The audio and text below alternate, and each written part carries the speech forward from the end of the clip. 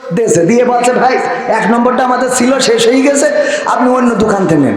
আর এক দোকানে গেছে, ও যে বলছে ভাই এই ওষুধটা তো আসলে অর্ডার করে আনতে হয়, তা আপনি যদি অর্ডার দিতে বলেন তাহলে অর্ডার দিবেন। তো বলছে না আমাদের তো এখনই লাগবে। আর এক দোকানে গেছে, সে যে বলছে ভাই এই ওষুধটা তো ফ্রিজে রাখতে হয়, আমাদের এখনো ডিপ ফ্রিজ কিনা হয়নি, তো এই জন্য ওষুধটা নেই। আর এক দোকানে গেছে, যে বলছে দেখেন দিন এই ওষুধটা আছে কিনা। বলছে ভাই এই ওষুধ তো বেকায়দা ওষুধ, কার এই রোগ হয়েছে? তা বলছে যে আমার এক আত্মীয় বা আপন জনমুখীর, আমার ভাইয়ের বাপ বা দুলো ভাই।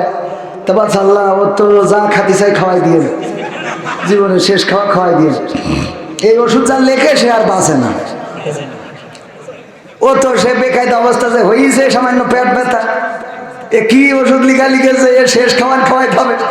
ডাক্তারের কাছে গেছে, যে বলছে স্যার এ ওষুধ লিখেছেন নিচের সাইডে তো পাইছি, উপরেরটা পাইনি।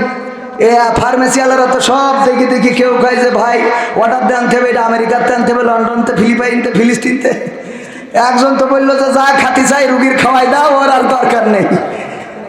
তো ডাক্তার এটা কি ওষুধ? আসলে ডাক্তার বলছে ভাই ওটা তো আসলে কোনো ওষুধ না। তো বলছে কি? বলছে নতুন কলম দাগ পড়ছিল না, তাই উপরে একটু দাগাদাগি করেছি। সহ্য না করে পারা যায়? নতুন কলম বল একটু চালু করার জন্য উপরে একটু দেখেছে, আর ফার্মেসি দিয়ে এবার কবরে পাঠাইতেছে। তো এই জন্যই যাই হোক, আলহামদুলিল্লাহ আমার ডাক্তার সাহেব পাশে বসে আছেন, উনি আসলে ওরকম না। আমি এটা বললাম, এরকম আছে অনেকেই, আবার অনেকেই সার্টিফিকেট না নিয়ে ডাক্তারি করছে, আছে না নাই? বলছে আইসিইউ কি? বলছে আইসিইউ হইলো মানে আইসিইউ ওই সেই মোশাররফ করিমের সেই ভূগোলের মতো। বলছে যে ভূগোল কি?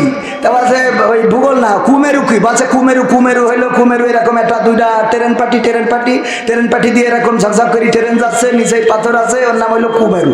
বলছে 10-এর মধ্যে 10। তো এরকম আছে না, মানে স্যারও জানে না যে আসলে কুমেরু কি সুমেরু কি, ও না জানলেও কি লিখবে। আমার যদি কোনো ওষুধ লিখে দেয়, আমার রোগ হয়েছে গ্যাসের, উনি যদি ক্যান্সারের ওষুধ লিখে দেয়, আমার কিছু করার আছে? ফার্মেসিওয়ালা দেবে, খেয়ে পড়ে থাকবো।